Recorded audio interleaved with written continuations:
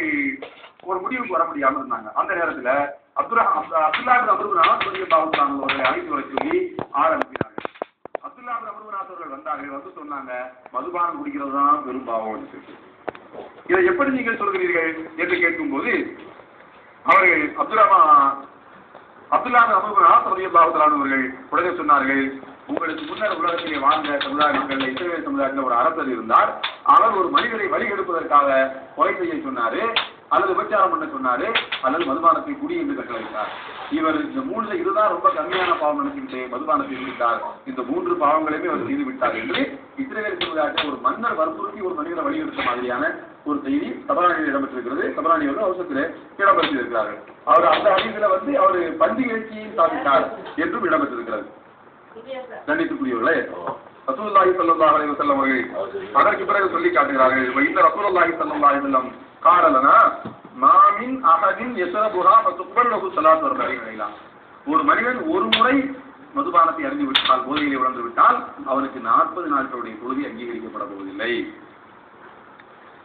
அதற்கடுத்து இன்னும் சொன்னார்கள், அவன் அந்த போதையிலேயே இறக்க வேண்டிய ஒரு சூழல் ஏற்பட்டு விட்டது சொன்னால் அல்லாஹ் தஆலா அவனுக்கு சுவர்க்கத்தை ஹராமாக்கி ஹர்ரம் இல்லா ஹரிமத் அலைஹில் ஜன்னா என்று பெருமானார் ஸல்லல்லாஹு அலைஹி வஸல்லம் அவர்கள் குறிப்பிட்டதாக தபரானிலே இடம்பெற்றுள்ளது. அன்பு நிறைந்த பெரியவர்களே, ஆக இந்த 2 சம்பவங்களும் இருவேறு விதமாக சொல்லப்பட்டிருந்தாலும் கருத்து ஒண்ணுதான். என்ன கருத்து? மதுபானம் அருந்துவது, போதையில் உழல்வது உம்முல் ஹபாய், பெரும்பாவங்களின் தாய். உம்முல் ஹபாய், அருவருக்கத்தக்க தீய செயல்களின் தாயே அதுதான்.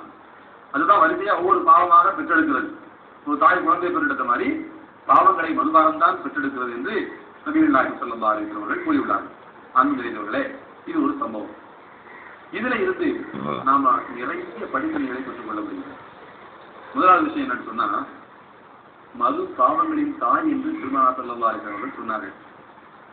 இன்றைக்கு ஐக்கிய நாடுகள் சபையினுடைய WHO வேர்ல்ட் ஹெல்த் ஆர்கனைசேஷன் என்ற அந்த அமைப்பு மதுவை பற்றி ஆராய்ச்சி நடத்தியிருக்கிறது.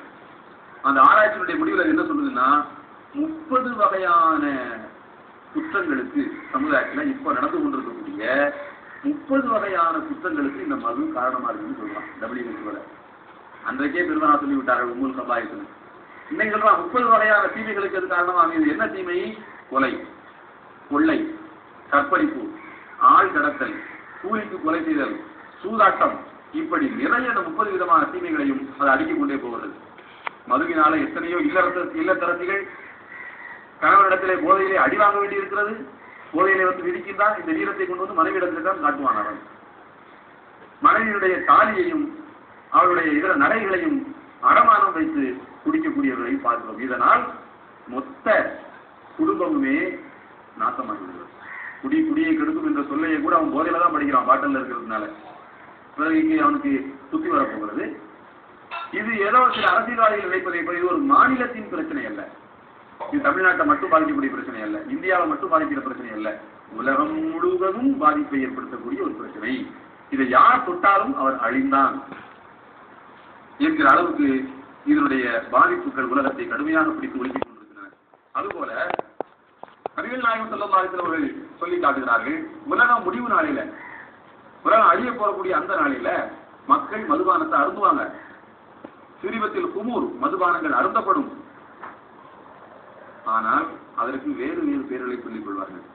சாராயம் என்று சொல்ல மாட்டார்கள், அதுக்கு வேற பேர், லேபிள்களை மாற்றி பெயர்களை மாற்றிக் கொண்டால் அது ஹலால் ஆகிவிடும் என்ற நினைப்பில் அவர்கள் வேறு வேறு பெயர்களை சொல்லி அருந்திக் கொண்டிருப்பார்கள் என்றும் நபிகள் நாயகம் ஸல்லல்லாஹு அலைஹி வஸல்லம் அன்றைக்கே முன்னறிவிப்பும் செய்தார்கள்.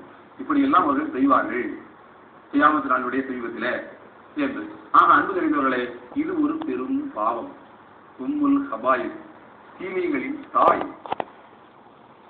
இந்தியாவில் எடுக்கப்பட்ட கருத்து கடிதம் என்ன சொல்வது என்று சொன்னால், முன்பெல்லாம் சராசரியாக இந்தியாவில் வாழக்கூடியவர்கள் 27வது வயதில் தான் குடிக்க ஆரம்பித்தார்கள். 27வது வயதுல தான் ஒரு மனுஷன் முதல்ல மது பாட்டிலை தொடுவான். சராசரியா சில பேர் 15 வயதில் தொடரலாம், சில பேர் 40 வயதில் கூட தொடரலாம். சராசரியா பார்த்தா 27வது வயதிலே ஒருவர் மதுக்குட்டியை தொடுவான் என்று இருந்த நிலை மாறி இன்றைக்கு 17 வயதிலேயே டிவேஜி பருவத்திலேயே மது குடிக்கக்கூடிய அளவுக்கு நிலைமை மோசமாகிவிட்டது. அன்பு நிறைந்தவர்களே, பள்ளிக்கூடத்துக்கு மாணவர்கள் வரும்போது போதையிலே வந்தார்கள் என்று அந்த மாணவர்கள் சஸ்பெண்ட் செய்யப்பட்டுள்ளார். ஒரு ஆசிரியர் போதையிலே வந்தார் என்பதற்காக அவர் சஸ்பெண்ட் செய்யப்பட்டிருக்கிறார். அப்படியானால் இது எதை காட்டுகிறது என்று சொன்னால் சமுதாயத்தினுடைய அடிமட்டம் வரைக்கும் இது பரவி பெரிய அளவிலே மக்களுக்கு நாசத்தை ஏற்படுத்திக் கொண்டிருக்கிறது என்பதை மாத்திரம் இதிலே நாம் மிக தெளிவாக உணர்ந்து கொள்ள முடிகிறது. நபிகள் நாயகம் ஸல்லல்லாஹு அலைஹி வஸல்லம் அவர்கள் மதுவோடு தொடர்புடைய எல்லா விஷயங்களையுமே தவிர்த்தார்கள். லான் ரசூலுல்லாஹி ஸல்லல்லாஹு அலைஹி வஸல்லம் அல் ஹம்ர, மதுவையும் பெருமானார் தவிர்த்தார்கள். அதை குடிப்பவரையும் தவிர்த்தார்கள், அதை விற்பவரையும் தவிர்த்தார்கள். வஹாமிலா, அதை லாரியில வந்து சுமந்துட்டு போறவங்க, லோடு வச்சு எடுத்துட்டு போறவன் அதையும் தவிர்த்தார்கள். தோல்ல வச்சு தூக்கிட்டு போறாலும் சரி, லாரியில வச்சு ஓட்டிக்கிட்டு போறாலும் சரி, எதிரே வைத்துக் கொண்டு மதுவை எடுத்துக்கின்றாலும் சரி, அவன் சாபத்துக்குரியவன் தான். அதை ஊற்றி கொடுப்பவன், ஊற்றி கொடு என்று கேட்பவன், நான் குடிக்க மாட்டேன் அவருக்கு ஊற்றி கொடு என்று சொல்லி ஆர்டர் போடுறானா இல்லையா, அப்படி ஆர்டர் போடுறவன், இப்படி மதுவோடு சம்பந்தப்பட்ட எல்லோரையுமே பெருமானார் ஸல்லல்லாஹு அலைஹி வஸல்லம் தவிர்த்தார்கள். மது கடைக்கு வாடகைக்கு இடம் கொடுப்பதை தவிர்த்தார்கள், லாரியில வந்து கான்டாக்ட் போட்டு எடுத்துக்கொண்டு செல்வதை தவிர்த்தார்கள்.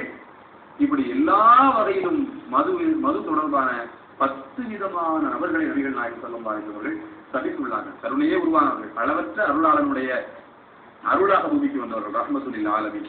அந்த இறைத்தூதர் ஸல்லல்லாஹு அலைஹி வஸல்லம் அவர்கள் மதுவோடு சம்பந்தப்பட்ட 10 விதமான கேரக்டர், 10 விதமான குணங்களை கொண்டவர்களை சந்தித்திருக்கிறார்கள் என்று சொன்னால் அது எவ்வளவு பெரிய ஆபத்து நாம் எண்ணி பார்க்க கடமைப்பட்டிருக்கிறோம். மது ஒன்று வந்து விட்டால் போதும், ஒரு குடும்பம்